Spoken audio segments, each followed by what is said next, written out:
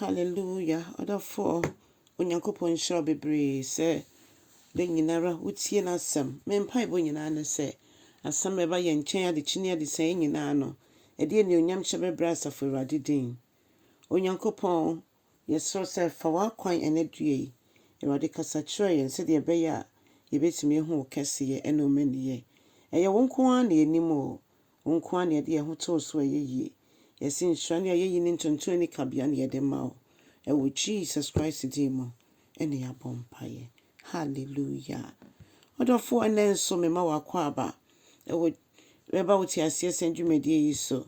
Na yenim senya men kronkron wa ha nti ono kasa ye church of no. Obeye na djuma. E with Jesus demo.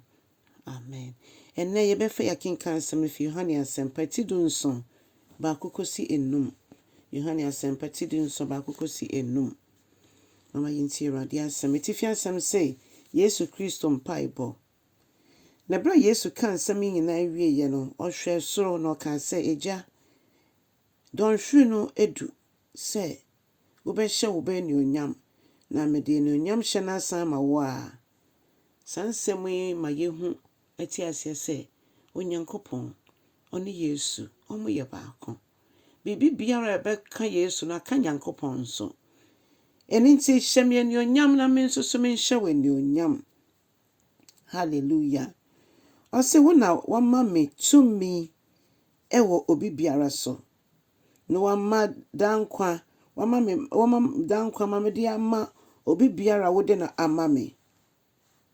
Weni okwan a ede ko dankwa se obi behu se wonko a na wo ye nyame a wo ye nokware Nyankopɔn no. Nyame bie no ebetimi de atoto wo ho okwan bia so. Odofo o say na unyame woni Nyankopɔn prekope no na Yesu Kristo ni a wosuma na asase so no. Ma ye ni a unyame wasuma me se meye nyina na ma yesa me de anuonyam hye bebre wudin e wa asase so. Se mi wie edwuma wo de ahye me nsei. Nti afi eja fa me bra woni onyemu enuonyam na me ne wo eche dada no mu. Hallelujah. Odofo Yesu Kristo ba asase so no obre ne ho asia. Bible say wo mso no Nyankopɔn ye pede nanso wa mema ne ho so oba bebre ne ho ase ebetena ni pedua yi mu. Asedan kanyame se bibi bia oba so obeye bia no timi yeye ma ne bro so. Se nyame ene yenya na ye Nyankopɔn. Onyame wa wani no Yesu Kristo ka ne ma ho na onni ye nhwamo de biara da. Otiye mu no ka ye ho na besen abebiem. Enhyiran ka asafo Awurade din. Ni yaka se odomfo uye nyame prekope. Odomfo uye nyame kese. Odomfo uye nyame wa wani. Odofo me mpaebɔ nyina ne se enuonyam hye Yesu Kristo de be hye neja e wa asase so no. Yensu yentimi hye nyame enuonyam sara. Se de be ya ne enuonyam be kese o bebi a ye be ko ne bibi a ye be yemu no. Yema ne din no ho ente. Se de Yesu kye ne suafo no. Mpaebɔ a o kye ne suafo no eye bi mpaebɔ bi a etwi adwene gina Nyankopɔn kese Yesu. Ye ne ja wo soro din ho ntew. Wahenie no emra.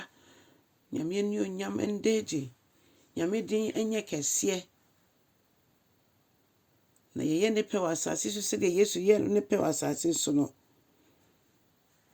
Na se de ye ne soro no ene na nyame ma yenye.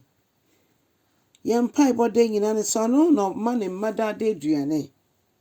Ene nti enso no ma ye da de aduane. No fa yemfom so enche yen. Awurade mo ayenyi yemfi musuo mo. Efi se ono ena hini ni tumi ye ne dia. Awurade fa nche ye se de de che omo fom yen. Ohu ye mobo. Na Yesu Kristo abrabo in Yesu sudua emfema yen. Nye nipa bi abrabo eye Yesu Kristo ankasa abrabo. Ni mu se ɔno a wahyɛ dwuma pa ase no ɔde bɛbɛ wie pa ɔhyɛ bɔ a odi so sɛ deɛ yɛyɛ ɔba asase so nia ne gya ɛsoma nsɔm bɛyɛ bi ɔyɛyɛ no onyankopɔn boa yɛn so nyɛ saa wɔ Yesu din mu bɔ mmɔden kyɛ asɛm no na ɔfoforɔ so nyɛ ne da so nyame nhyira bebree bye bye